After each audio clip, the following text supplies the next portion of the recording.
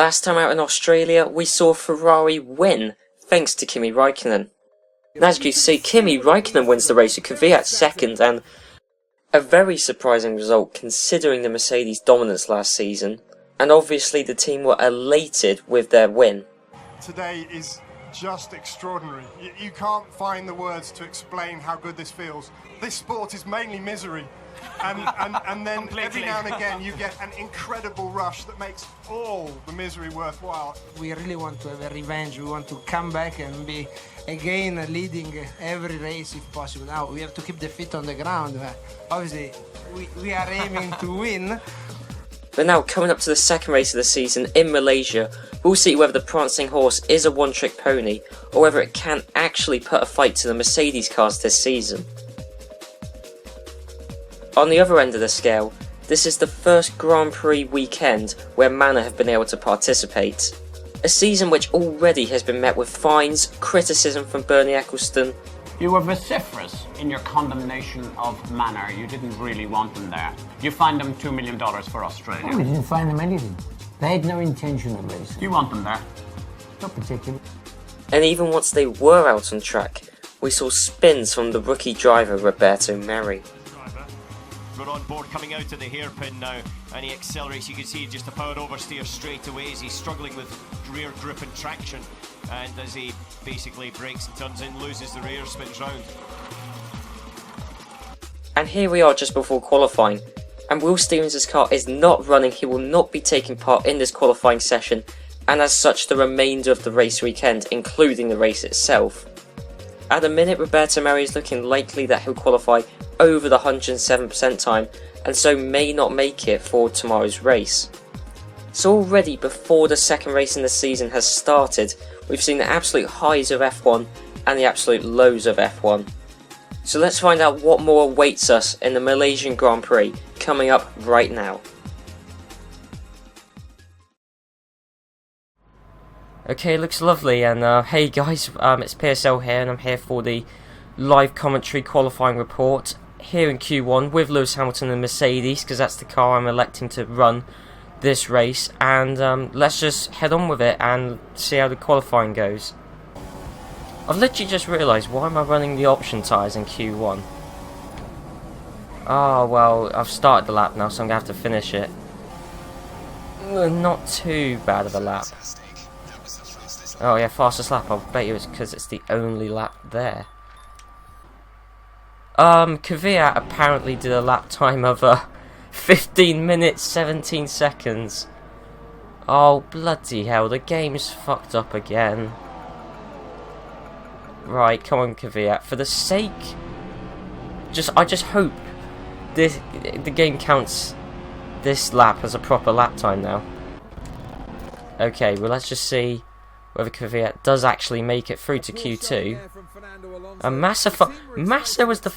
What do you mean Massa did a lap time of 44 seconds? What are you talking about? That's ridiculous. Race director, nothing, okay. Okay, whatever. Massa should have got through to Q2 anyway, so let's ignore that.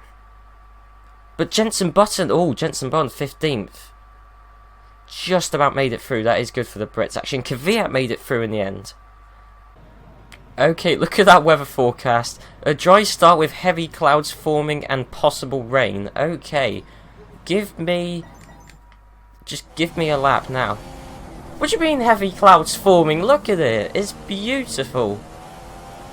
Absolutely beautiful in Malaysia. I'm not seeing a single cloud, and look, I've never seen it so sunny.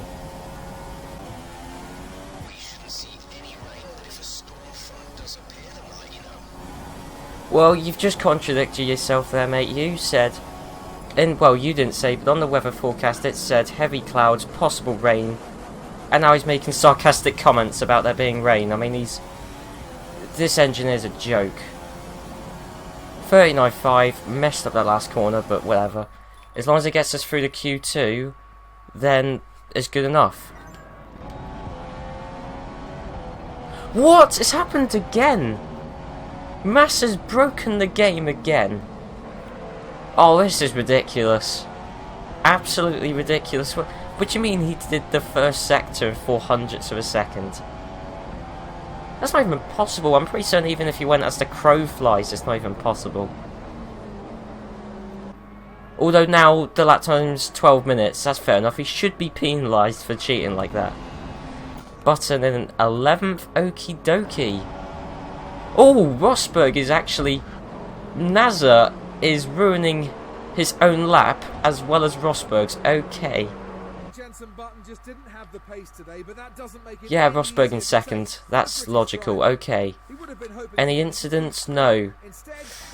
This game, I don't know how much longer I can put up with it and its glitchiness now. But anyway, on to Q3. 39 dead. That is no, that's not that good of a lap. I'll see if I can do one more. Now that lap is atrocious. Okay, so Kvyat was actually on a quick lap there, which is, you know, possibly could have taken him into second, but just scrapped it. Okay. And the session is coming to a close, which is a shame because it means I can't watch all of Rosberg's lap. But so far, that is a very slow lap. Very slow. And that is his only lap. Yeah, that's it. That's going to be the end of the session. Rosberg can't have gone quicker than us. Oh yeah, but somehow he did. Okay. I love it, game. I love it. Well, anyway, let's head on to the post-commentated race now.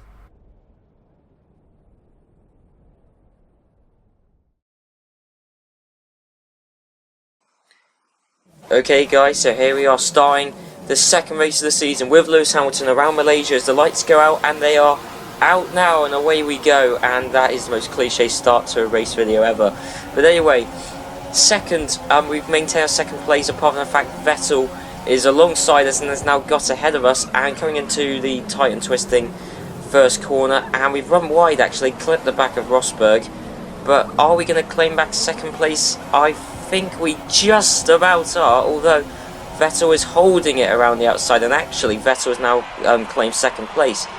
As we look back at the replay, an incident between Hulkenberg and Alonso. Basically, Hulkenberg, God knows what he was doing, was just forcing Alonso out, and I'm pretty certain Hulkenberg is just deliberately trying to ruin his race, and there Alonso is doing the same thing. But anyway, in the course of that, we did get past Vettel down on the run to the second corner, and now we're up behind Rosberg, who actually I should say is starting on the prime tyres. So Rosberg is actually doing the alternate strategy because me and Vettel, we're both starting on the option tyres, but Rosberg starting on the prime tyres, which means he could actually be a threat towards the latter part of the race when we're on the prime tyres and he's on the option tyres.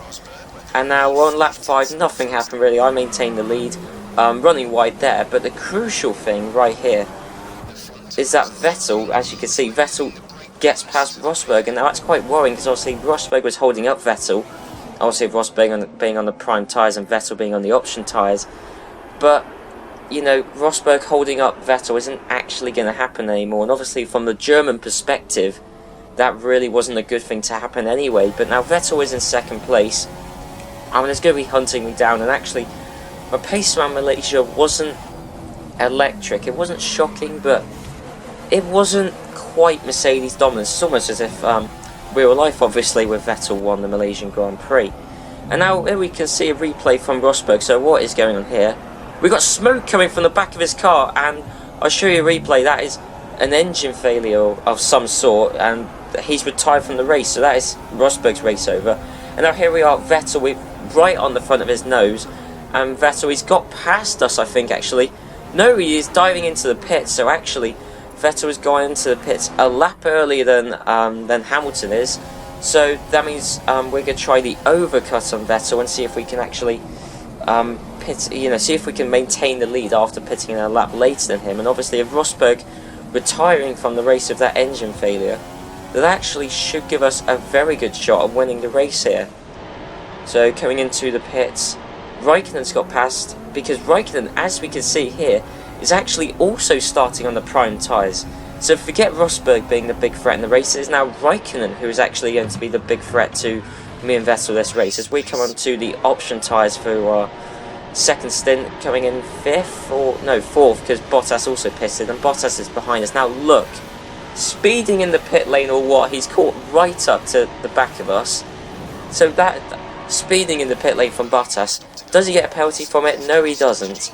But that is bull, I'll tell you, because you can't just catch up to the car in front in the pit lane. So he was speeding there, definitely. And Vettel actually around the outside, it's touch and go, but I think no, Vettel is actually going to take it round the outside. Or is he? He's just slowing down for no reason there. It's like the first episode all over again, where he did that at the exit of the first corner when I was with Button. Just likes doing that for some reason. But anyway, Bottas might actually make a move on Vettel there, but I don't think he's going to. Now, as you can see, we're going to pass Button, who hasn't made his first stop there. And look at that beautiful shot. The two Brits in this race side by side. That's the thumbnail shot. That was. That's basically the only reason I showed that replay, because it's beautiful image. Obviously, the two British teammates there. And we've run wide, and Vettel just. I don't know. A sidepod glitch, possibly. I don't really know. But Vettel, basically, we run wide because we were looking at the replay of us and Button, and just gives us no room. Absolutely none. That's forced us out of ride. Cost us 4 seconds, maybe. But you know, I mean. And I said the pace between in comparison between Vettel wasn't that electric, and really now we've lost track position and a fair few seconds. I think Vettel might pull off into the distance here, especially as we've now got to pass the Williams of Valtteri Bottas, who, you know, isn't going to be that easy of a person to pass. But really, that incident, how we were able to run wide and Vettel to just shunt us off the track. Not really very sportsmanlike from Vettel there, but I have seen that happen in a couple of other YouTubers' series already. I've seen that happen, so I don't know whether it's just something in the game or what, but we got past Bottas there, probably because the Williams isn't used to, it isn't tuned to corners. It's more of a straight line speed, dragster type car. Anyway, past Bottas, and Kimi Räikkönen is now coming into the pits. Obviously, he was on the prime tyres, and now he's going to be going on 2 option stints, which means he's going to be comparable in this next stint, and then when we're on our last stint, he's going to be absolutely flying, and which is really quite worrying for us. But anyway, we've got quite a large advantage in terms of track position ahead of him. We are several seconds ahead of him. But here we go, we got a replay from Alonso. Now Alonso's looking to make a move, but he isn't. He's sliding, just it's like someone just pulled the handbrake in his car there. But basically that's another retirement. Similar to Rosberg's, but it is as if someone just pulled the handbrake on Alonso's car. It's really weird there. Anyway, second place behind Vettel, and we are several seconds behind Vettel now. But really, I think the race win is looking less and less likely. I mean, Vettel has just come into the pits, but unless we're going to be able to do the overcut again, because we're going to pit him 1 lap later again, unless that's going to happen, I don't see how we're going to win. Unfortunately, it's as if, you know, it's real life. Anyway, coming into the pits, let's see if we have, you know, gained a 5-second advantage from doing the 1 lap overcut. I'd be amazed if we got more than a 1 second advantage. But anyway, coming into the pits, obviously got to fit the prime tyres, as is the rule, obviously, if it's a dry race in F1. And Vettel's got past us, there you go, he's off into the distance. Let's see if Bottas speeds in the pit lane. No, actually. No, he doesn't pull right to the back of us. He actually is a good boy this time and actually doesn't speed in the pit lane. So well done to him. And anyway, coming out in 5th place, that's obviously a net 2nd position because everyone else is in front of us, apart from Vettel, is yet to pit. So coming to lap 5. This surely should take us into 3rd place because obviously Räikkönen still hasn't made his last stop of the race to put him onto the 2nd option tyres. And that's why Räikkönen's leading the race by quite some way, but obviously he's a pit stop behind the rest of us, so it's not that clear cut for Räikkönen. Honestly, coming to lap 19, this is the lap where Räikkönen is coming in for his 2nd option stint and where he's going to be flying, because obviously he's going to be on brand new option tyres. Me and Vettel are on the prime tyres, so actually we're going to be sitting ducks when Räikkönen comes past us, especially as we've seen the pace from Vettel this race, and if Räikkönen's got the same sort of pace that his teammate has, we're really going to be struggling. But anyway, we've got a several second advantage, but 8 laps to try and fend off Räikkönen is going to be a tough deal, to be honest, but we got track position, we got several seconds advantage, but really I think coming to the start of lap 22 shows how bleak the situation is, because our engineer, he's going to say, you know, we're faster than Vettel, slightly, marginally, but look, Raikkonen, a second a lap faster, so we're marginally faster than Vettel, you know, a few tenths faster a lap. But Raikkonen being a second a lap faster than us, there's no way we're going to catch up Vettel in that time. Because while on option tyres our pace was similar, on prime tyres I was slightly faster than Vettel, but that's completely irrelevant because the incident we had before, and because the massive time advantage Vettel's got, and because we got a Mr. Raikkonen who's now separating Vettel and us, and really there's no point defending the move, it's just impossible because the Ferrari car, especially around Malaysia, as we've seen, very quick, and really he's on the option tyres, there's nothing we can do to try and claim back that position. Already he's just gone, and that's really how the race ended. And coming on to the start, well no, the start of the last lap, might be the end of the last lap, and Raikkonen was actually, I think, only about 2 seconds away from his teammate, and bearing in mind we were about 9 seconds away from Vettel, so if there were about 2 or 3 more laps, Raikkonen would have won the race. That's just how electric his pace was. So Raikkonen could nearly have won the first 2 races of the season, but instead Vettel wins the second race, and we come home for 3rd place in Malaysia in the in the Mercedes. As you can see on the podium, with Raikkonen looking the happiest he's ever looked, really. Vettel looking ecstatic, obviously his first race win for Ferrari, just as in real life. There's Hamilton claiming his 3rd place trophy, which he looks, I think, a bit too happy about, really. We should have won the race. Obviously, Vettel shoving us off the track at the start really didn't help. He didn't just scrape the victory here today, David. He beat them.